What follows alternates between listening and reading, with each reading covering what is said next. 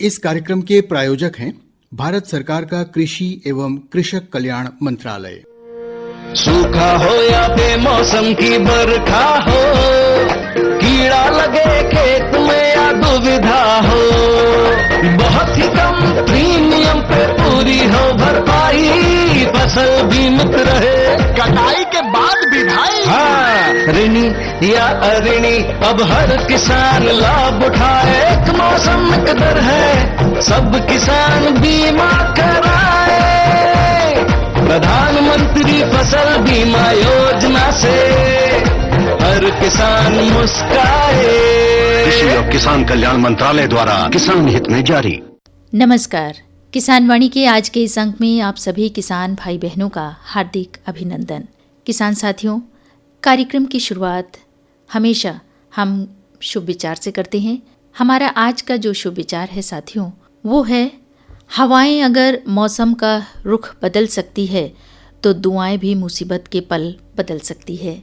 साथियों, कहने का मतलब, जब हम मुसीबत में होते हैं तो प्रार्थना करते हैं और वो प्रार्थना, वो दुआएं कभी कभी काम आ जाती है। साथियों, इसी खूबसूरत विचार को लिए हम आगे बढ़ते हैं और किसान वाणी के इस कार्यक्रम में आपसे चर्चा करते हैं जीपीए, आईपीएम और आईएनएम पर।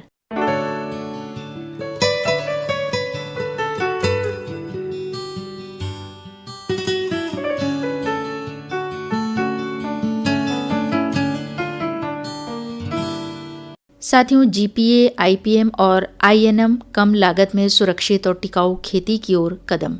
आज की हमारी चर्चा खेती से जुड़ी 3 महत्वपूर्ण अवधारणाओं पर है।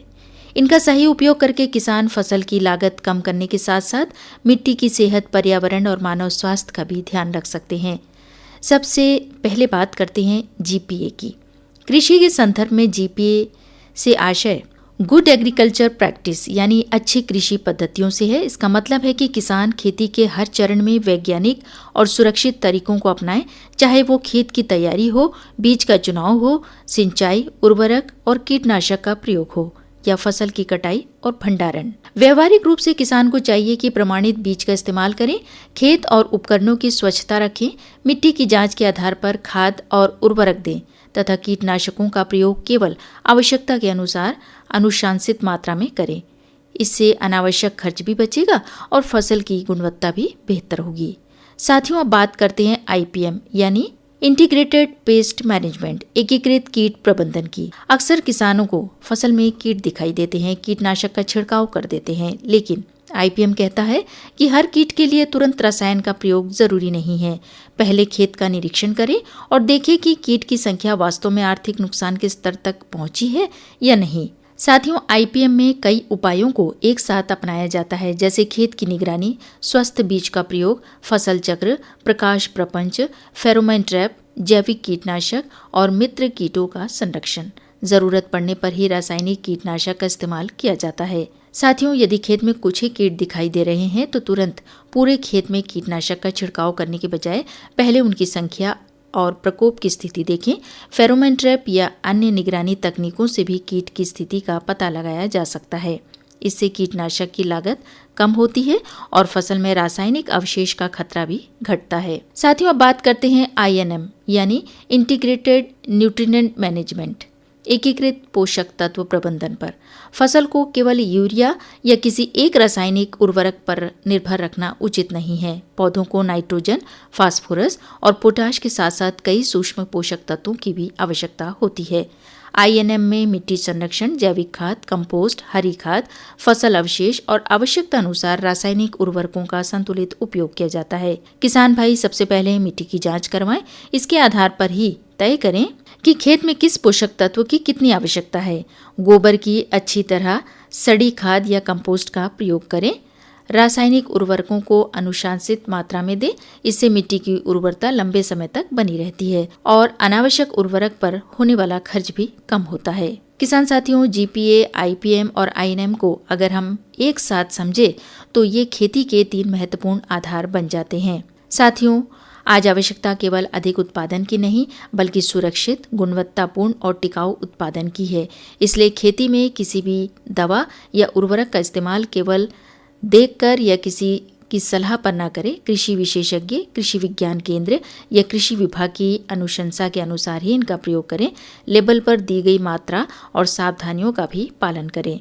साथियों, अंत में हम आपको यही संदेश देना चाहेंगे कि सही कृषि पद्धति अपनाएं, कीटों को समेकित प्रबंधन करें और पोषक तत्वों का संतुलित उपयोग करें। तभी खेती होगी कम खर्चीली, सुरक्षित और टिकाऊ।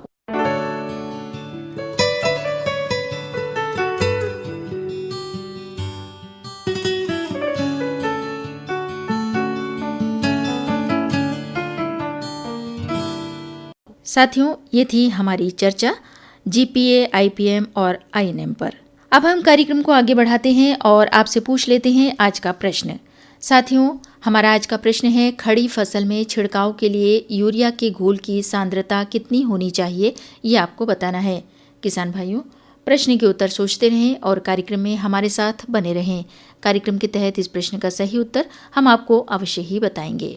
साथियों, आप में से अधिकतर कृषक भाई बहन पशुपालन करते ही हैं और पशुपालन करते वक्त हमारे किसान साथी बहुत सारी बातों को मद्देनज़र रखते हैं। अगर कोई भी पशु जब हम पालते हैं तो उसकी नस्लों पर ध्यान देना बेहद ज़रूरी होता है। साथियों, आज हम बातचीत करेंगे देसी नस्ल गिर गाय के विषय में। इस विषय पर बातचीत के लिए हमारे साथ कार्यक्रम में हैं अचम्बाड़ की रहने वाली श्रीमती कुर्मावती। आइए सुनते हैं इनके साथ की गई ये बातचीत।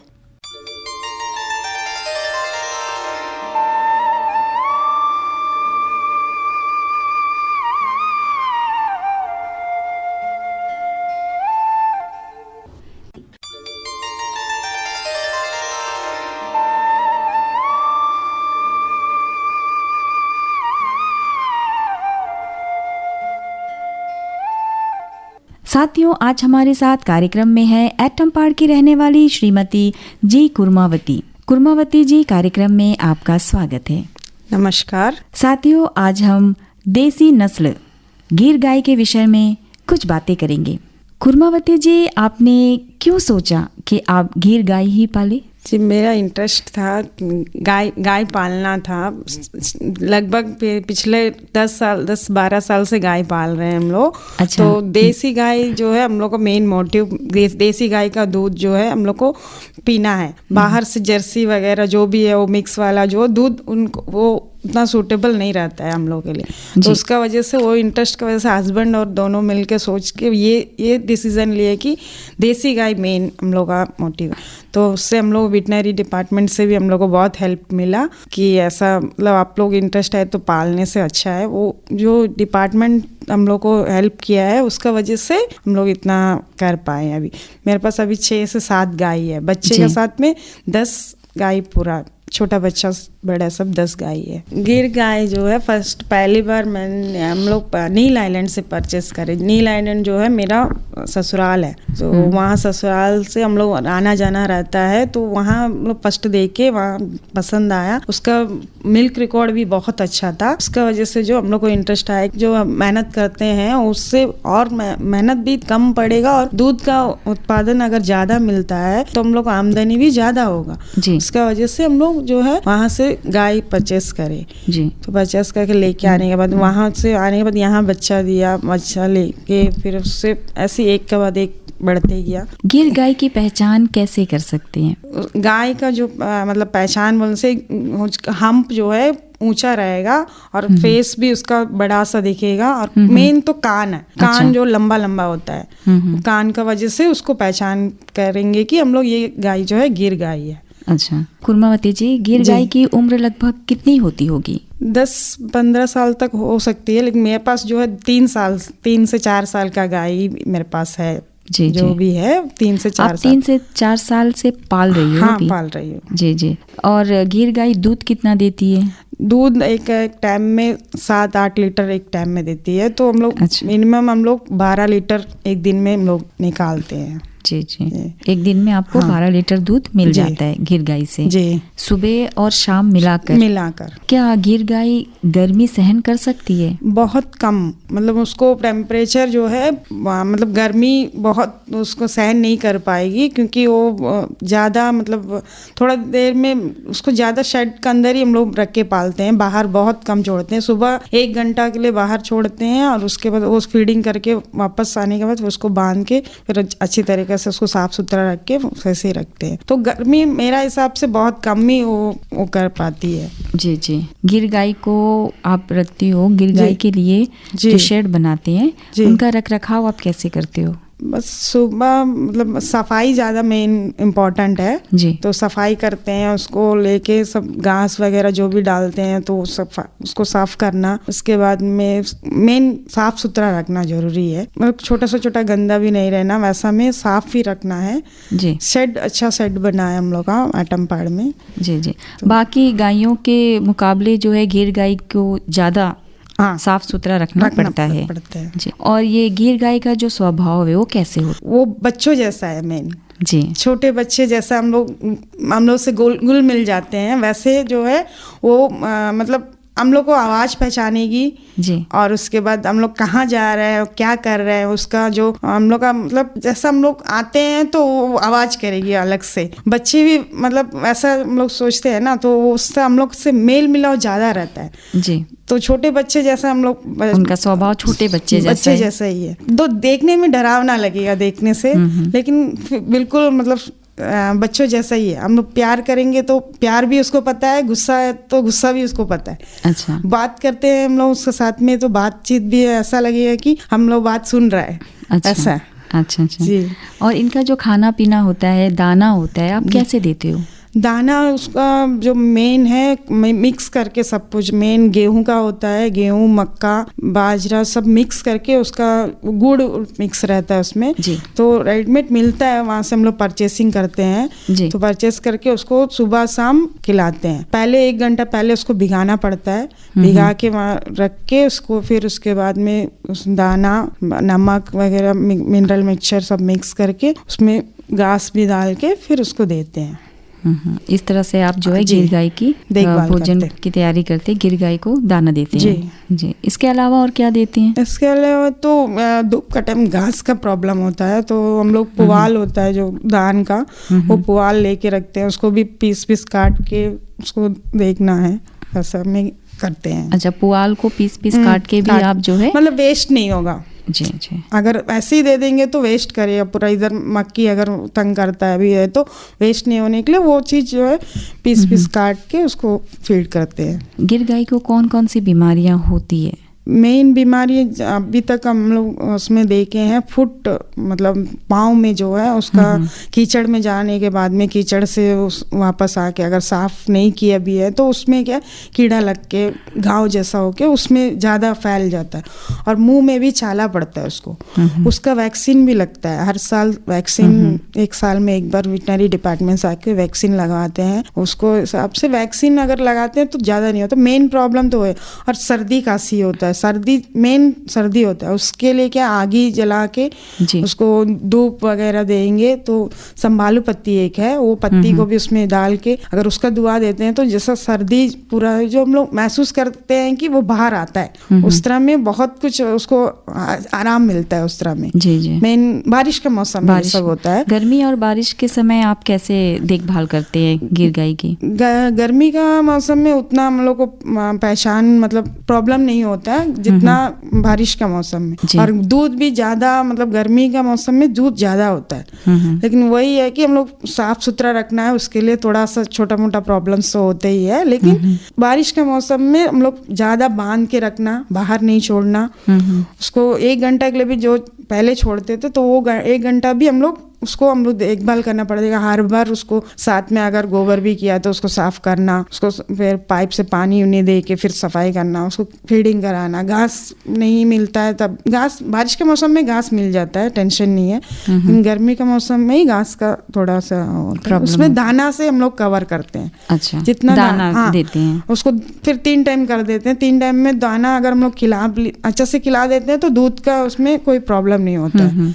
ये जो दाना, चारा, पानी देते हो तो कितनी मात्रा में आप देते हो? वही फर्स्ट सुबह में आपको 2 से 3 kg का हिसाब रहता है, उसमें नमक वगैरह मिला के सब करके फर्स्ट वो दाना भिगा के रखते हैं, उसको देते हैं। और दोपहर में तो उतना नहीं रहेगा, मतलब 10 बजे तक उसको फीडिंग खिलाने के लिए दे देते हैं। हाँ, एक समय सुबह शाम देते हैं।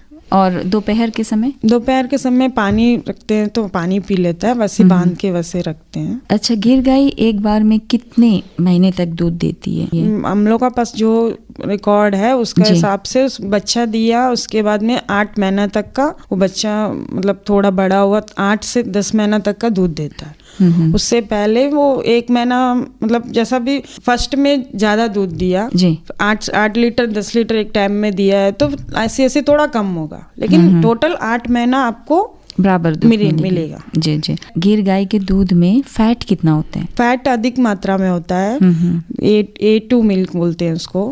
तो फैट का मतलब एग्जैक्ट इतना है करके तो हम नहीं बोल सकते, लेकिन फैट बाकी गाय से इसका तुलना में ज्यादा है फैट का मात्रा। बेचते हम लोग दूध, तो हम लोग घर में वहाँ जाके हम लोग को देना नहीं पड़ता, घर वापस हम लोग का वहाँ आके आपके घर आके लोग दूध लेकर जाते हैं। जी जी। यही मेन रीजन है कि गिर गाय पालना मुझे। अच्छा कुर्मावती जी, ये बताइए गिर गाय गर्भ कितने दिन तक रखती है? फर्स्ट बेबी देने के बाद 45 डेज से 50 डेज में वो अपना हीट में आता है गाय, तो उसके लिए हम लोग देखना पड़ता है, उसको ध्यान देना पड़ता है। अगर 24 आवर्स में अगर हम लोग इंजेक्ट करते हैं तो रुक जाएगा, अगर नहीं करके मतलब छोड़ दिए तो नेक्स्ट टाइम फिर 21 डेज में आपको फिर से आपको मतलब फर्स्ट 3 महीना में बच्चा देने का फर्स्ट 3 महीना में जो है वो हीट में आएगा। वो मतलब हीट में आने का रीजन है कि वो आवाज करेगा, उससे पता चल जाएगा, तो हम लोग ध्यान देना पड़ता है वो सब केयरफुली। उसको फिर वेटनरी डिपार्टमेंट में जाके एंट्री करा के फिर आने का उन लोगों को बुलाने के बाद फिर इंजेक्ट करेंगे तो सेम वही नस्ल का हम लोग को मिलेगा। नहीं तो फिर अगर बाहर हम लोग छोड़ देंगे, बुल से क्रॉस हो गया तो फिर वो चेंज हो जाएगा वैसा में। तो इसके लिए देखभाल आपको काफी करना पड़ता है। जी जी। गिर गाय की पहचान के लिए कौन सा टैग लगाते हैं? आधार कार्ड से लिंक होता है, जो किसान पालते हैं तो उससे रिलेटेड वो टैग होता है, एग्जैक्ट वही। अच्छा, यही होता है। हाँ, मेन तो कान है उसका, कान से ही पहचानते हैं। अच्छा, मेन कान लंबा लंबा कान का वजह से पहचानते हैं। मान लीजिए अगर कोई किसान गिर गाय खरीदना चाहे जी, तो गिर गाय की कीमत क्या हो सकती है? प्रेजेंट जो है 70 to 80,000।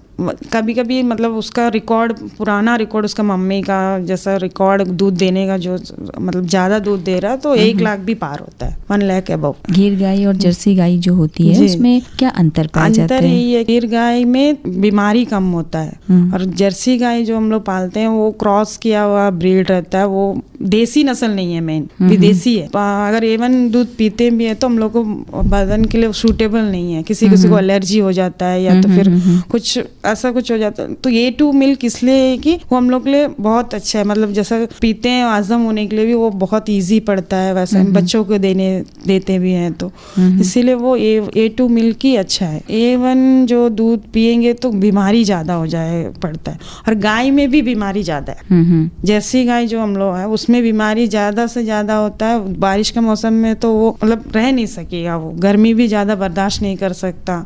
ऐसा में जर्सी गाय बहुत, उसका वजह से हम लोग पाले नहीं। जर्सी गाय आप नहीं पाली? जी जी। गिर गाय की तरफ आपका खिंचाव हुआ और आपने गिर गाय को ही पालना सही समझा। जी। कुर्मावती जी, गिर गाय की महत्व क्या है? गिर गाय की महत्व के बारे में थोड़ा बताइए। गिर गाय का महत्व यही है कि हम लोग वैसे हम लोग नॉर्मल गाय से 2 लीटर 3 लीटर दूध मिलता है, वैसे में हम लोग को घर का खर्चा भी नहीं चलता है। तो ये चीज हम लोग गिर गाय पालने से ये है कि दूध का आमदनी जो है ज्यादा होता है, तो उसका वजह से हम लोग प्रॉफिट ज्यादा मिलता है और हम लोग अच्छे से हम लोग घर का खर्चा भी चला सकते हैं। मतलब वही है, किसान के लिए मेन प्रॉफिट भी देखना पड़ता है ना एक साइड से, तो वो चीज जरूरी है। मतलब नॉर्मली जो है दूध का रेट 120 रुपीज चल रहा है अभी। पहला बेस्ट पॉइंट है कि घर आके मेरा गाय का दूध का जो क्वालिटी है उसका हिसाब से घर आके दूध लेके जा रहे हैं सभी लोग। आपके घर आके दूध लेकर जाते हैं? मेरे पास अभी प्रेजेंट जो है 18 से 20 लीटर का दूध मेरे घर से अभी जा रहा है, गिर गाय का दूध। तो वही आमदनी अच्छा होता है, बस कंटिन्यू दूध रहता है घर में। अच्छा, दूध रहता है, कंटिन्यू दूध रहता है। आप आपको सरकार की तरफ से जी कुछ सुविधाएं मिलती है? गिर गाय आप पाल रही हो। सब्सिडी है, कुछ लोन्स वगैरह है, अभी तक हम लोग लिए नहीं, ट्राई कर रहे हैं। कुर्मावती जी, आपने देसी नस्ल गिर गाय के विषय में बहुत अच्छी जानकारी दी। आप लोगों को क्या संदेश देना चाहती है? मैं लोगों को यही संदेश देना चाहती हूँ कि ज़्यादा से ज़्यादा लोग जो है खाली बैठे हैं, लेडीज जो है घर में ऐसे बैठे हैं, उन लोग को मतलब कुछ ना कुछ करना चाहिए।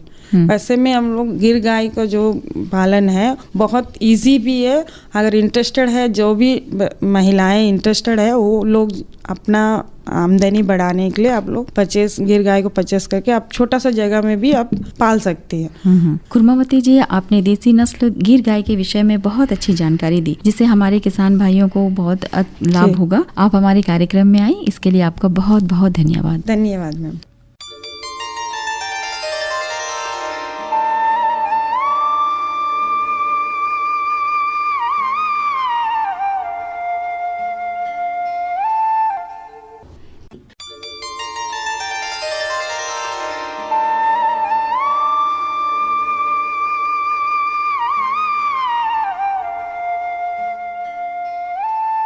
देसी नस्ल गिर गाय।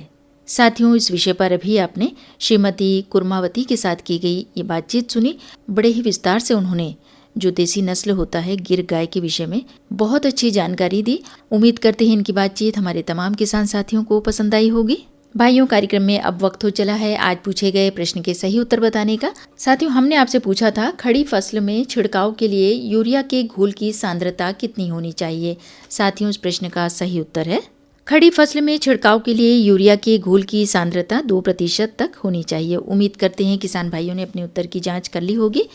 भाइयों, इसके साथ ही हमारे कार्यक्रम का समय समाप्त हो चला है। कल कृषि जगत के तहत हम आपसे फिर मुलाकात करेंगे। तब तक के लिए हमें दीजिए अनुमति। नमस्कार। प्रधानमंत्री किसान मान धन योजना। मिलेगा पेंशन का सहारा, कृषक ना होगा बेसहारा। जुड़ेगा खुशियों से नाता, कटेगा सुख से बुढ़ापा। सुरक्षित होगा अन्नदाता, सुरक्षित होगा अन्नदाता।